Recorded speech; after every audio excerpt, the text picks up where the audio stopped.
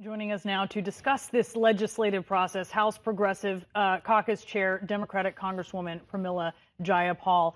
Congresswoman, thank you so much for being with us.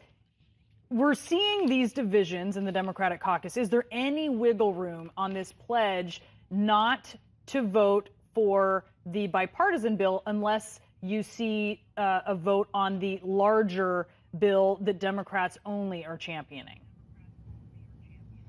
Brianna, thanks so much for having me on. I actually think about it as we're seeing the tremendous unity around the president's agenda. That's what the Progressive Caucus is about, is making sure that we deliver the entirety of the president's agenda to his desk for his signature so that we can make sure that women are able to get back into the workforce, so that we can make sure that we can have health care and housing. Those are the things, fighting climate change, that are in the reconciliation bill. They are the things that the president came and outlined to us in his Build Back Better agenda when he spoke to Congress. So this is the Democratic agenda, and anyone that doesn't want to vote for the Build Back Better plan is frankly halting the promises that we made to voters when they elected us.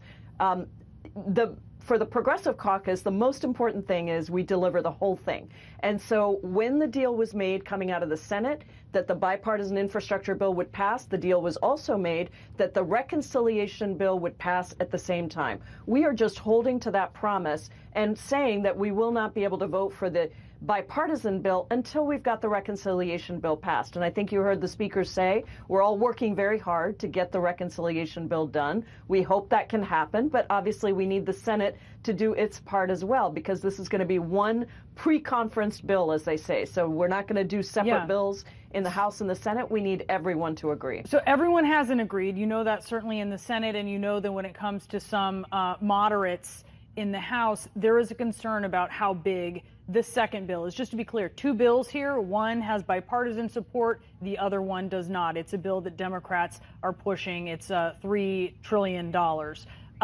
Are you to the point, I know you're stressing unity, but there is disunity in the caucus. And I wonder if once you come to that moment, as the speaker was talking about, will you issue an ultimatum that it is either two bills or it is no bills? That progressives are either going to say, hey, get on board with both of these, or we are not on board with the smaller bipartisan bill?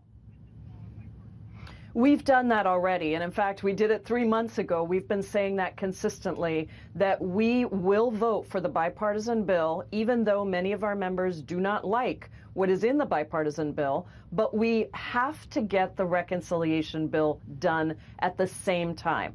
We've got to be able to say to the American people that we are not going to wait on child care. We're not going to wait on paid leave. We're not going to wait on health care. It isn't enough just to do this much smaller roads and bridges bill. We've got to get the other pieces done as well that are so urgent. So we've already told the speaker that over half of our caucus has said that they would not be able to vote for one bill without the other. And so we are doing everything we can to get the work done before this deadline, which I just want to say was imposed by conservative Democrats who wanted to see the bipartisan bill come up first. And so they put this deadline on of September 27th. That is, we said at the time that that deadline was made that that's great, but if we don't have the reconciliation bill, we will not be able to vote for the infrastructure bill. So at the end of the day, our commitment is both bills to the president. So you're saying you're willing to take nothing because it may come to that? Well, I'm actually saying that other people are willing to crash the entire Democratic agenda by refusing to come together on the reconciliation bill, which was the promise that was made. So I want to be very clear. We are the only people in the room right now that have said we want both bills done. There are other people in the Democratic Party who are saying we only want the infrastructure bill, and maybe or maybe not we'll get to the other bill. We are saying let's stick to the deal that was made, both bills, so that we can deliver real results. Look, we know that was part of the agreement, but in Washington, promises are made and promises are broken. What do you say to moderates who say, look, we're the ones who gave you the House majority, and this is too tough of a pill for us to swallow? Well, you know, what's really interesting, I didn't contest the description of moderate, but so many of the frontliners in the most vulnerable districts are perfectly fine with everything that's in the bill. And in fact, they've been real champions on this, and they call themselves moderates, and they say, make sure that if you go on TV, you tell people that actually the vast majority of moderates are on board with this. There are a couple people, I don't know if you'd call them moderate, if you want to vote against paid leave or child care. To me, that is not a moderate position. So there are very few people who don't want this whole thing done. But yes, they are holding it up right now. But I will just say your margin to fight for the people. Your margin is so slim that you need those people, and without them, nothing gets done. Yes, That's and right. they need you for certainly. That's right. And so you're willing to take. So you're willing to take nothing. No, they would be willing to take nothing. Well, you would both. Let's remember, this is the president's agenda. They would be willing to take. That's not true. They would be willing to take something, which is the bipartisan bill. Well, you would be willing to take nothing other than both. The reality, Brianna, is that we are willing to deliver the entirety of the president's agenda to his desk. But why is it all? Why is it all or nothing? Why is it all or nothing? Well, because if we don't do the rest of the package now, we will not have child care. We will not have paid leave. We will not have any of those things. You know how Washington works. We are now at the end of the year. Very little gets done at the end of the year, and nothing will get done next year. So if there is no, the speaker says it best. She says the children have the leverage. Let's keep the leverage with the children, because at the end of the day, we've got to deliver something that is going to make people feel differently about their lives. And we've been very clear about this. Nobody should be surprised. It's been 3.5 months since we put out this position. We didn't want the bills to be split into two in the first place for exactly this reason.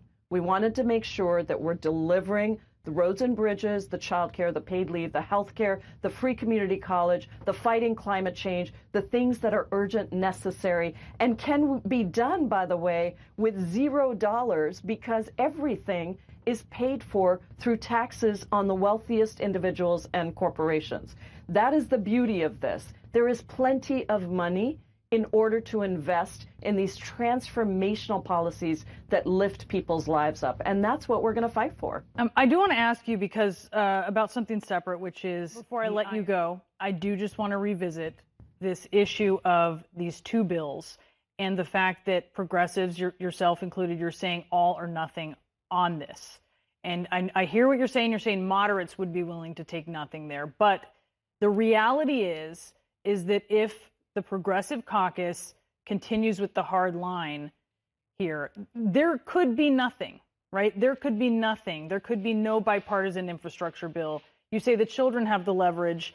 Also, in that bipartisan bill, you're talking about something that affects everyone, including children. Are you willing to risk that? We are willing to vote for both bills. We look forward to voting for both bills. We look forward to sending them to the president's desk. This is the president's agenda. It is the Democratic agenda, and anyone standing in the way of the reconciliation bill is standing in the way of delivering on the Democratic agenda. That's what we look forward to, voting for both bills. I hope it happens on Monday. I hope it happens very, very soon. But the reality is we're going to vote for both bills, not just one. And if moderates do not agree to that, it is nothing. All I'm going to say, Brianna, that's up to them. What they do is up to them. But that's just a fact, right? If moderates don't come around to your point of view of voting on the larger $3 trillion bill, then it's nothing. Brianna, if moderates don't stick to the deal that was made to actually enact the Democratic agenda, then that will be a problem. Not just, by the way, in terms of right now, but in terms of what we go back and tell voters in a year when they say to us, where's the child care that you promised? Why did you say and get us to vote for you when you can't deliver on free community college, when you can't deliver on paid leave? All of these things on climate change as fires and floods are ravaging the country. Are we going to step up and do something, or are we going to lower the scope of our ambition simply because a couple of people, let me be very clear, not the vast majority of the Democratic Party, but a couple of people are saying that they're not going to do what the president has asked us to do, what he came to Congress to ask us to do over 7 months ago. So we are in the fight. We're working very hard to get it done. And we have actually given tremendous concessions all along the way. And now the deal has suddenly been changed on us. And so, no, that is not appropriate. We are going to continue to fight for people to get what we promised. People, you say a couple of people, or maybe this is certainly a minority of the Democratic caucus, but you need them. You need them to have the majority in Congress. And they need us. And they need you. And they need us. But they're the ones. That's right. But as you're aware, they're the ones on the chopping block, right? You're not. They're the ones on the chopping block come this election. That's not true. And that's what I've been trying to say.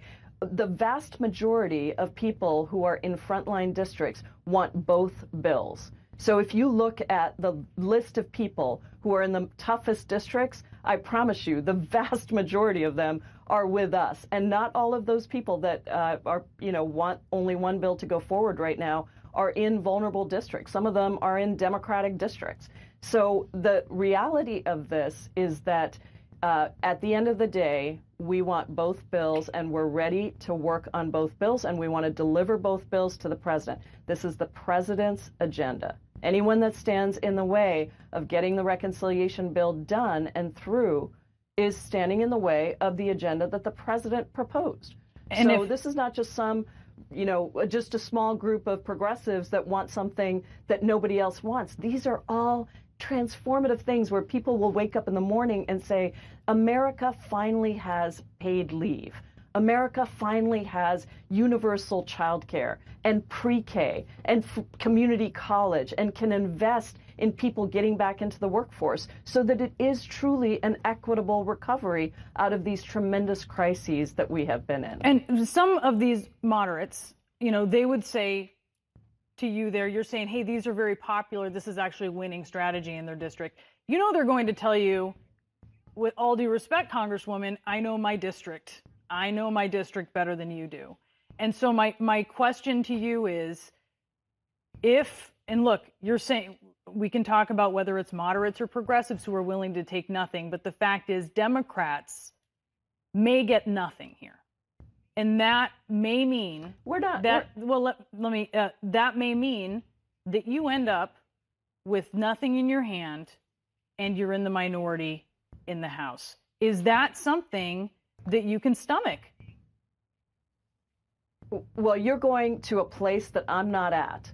We are saying, let's get this done. Look, there are plenty of people in the Progressive Caucus who do not like the bipartisan infrastructure bill. It was not negotiated with us. We didn't have a say in it. We were not a part of that process at all. It was sent down, and people expected to just have it be taken. The reality is, when you have a narrow margin, we all have to remember we're playing on the same team. And so what I have said to our caucus and what they've all agreed to, despite not liking the bipartisan bill, given a chance, they would vote no on it because they not only think it's too small, but they think it really has some bad provisions in it that go counter to fighting climate change. But if we get the reconciliation bill with the majority of the president's priorities, then every single member of the Progressive Caucus will vote for the bipartisan deal. And that is the way that this has to happen. I understand that there are some people that don't like some parts of the reconciliation bill, but you know what? We just got to be big men and women, big boys and girls, and we've got to actually understand that we are a team, and this agenda is the entirety of the president's agenda that we intend to deliver to him. You said some Democrats are standing in the way. You also said some of these Democrats are not moderate. Of these Democrats that you say are standing in the way, is the Speaker one of them? The Speaker has been terrific. We have been working very closely with the Speaker. The Speaker wants to get this whole thing done. She's working to get this whole thing done. I had a very good meeting with her yesterday. She has known, and again, this hasn't been a surprise, she has known for months that this is where we are as a Progressive Caucus, but also, frankly, there are a lot of people not within the Progressive Caucus who are in the same place as us.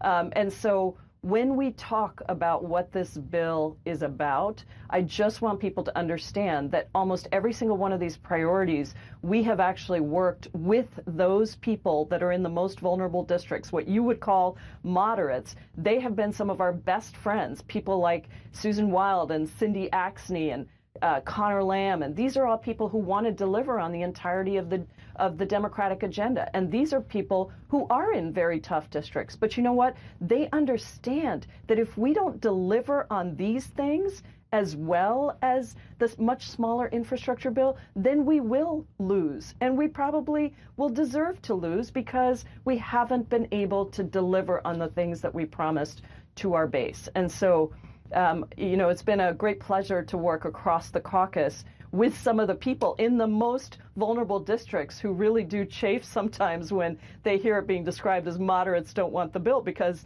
they're with us. And as I said, it's just a very small number of people that are still holding out.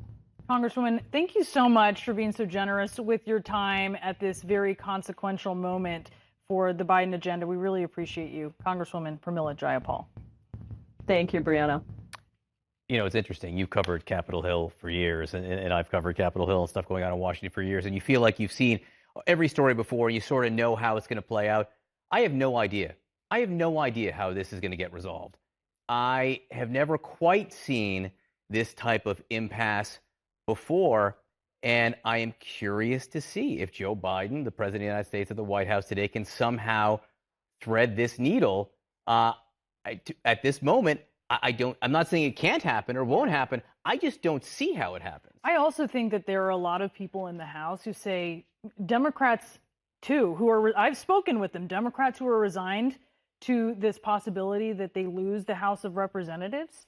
You know, so that some of these folks who are in opposition to this bill, it's for naught. I think that's how some Democrats feel. Look, this is the shot they have maybe to get through both of these, try to put pressure on the Senate to move along, maybe jam Joe Manchin a little bit there. But, you know, it's so interesting to see how unbudging the progressives are, really both sides. But look, if you think you're going to lose the House, which is a perfectly reasonable expectation now, historically based, wouldn't you then want to get everything passed that you can? Wouldn't you then want to try to get as much done as you can, as quickly as you can, not draw stuff out? They're taking real risks here. Yeah, and I think that's what, in a way, some of those like Pramila Jayapal are saying, look, you may lose your seat anyways. What are you going to do with it while you have it?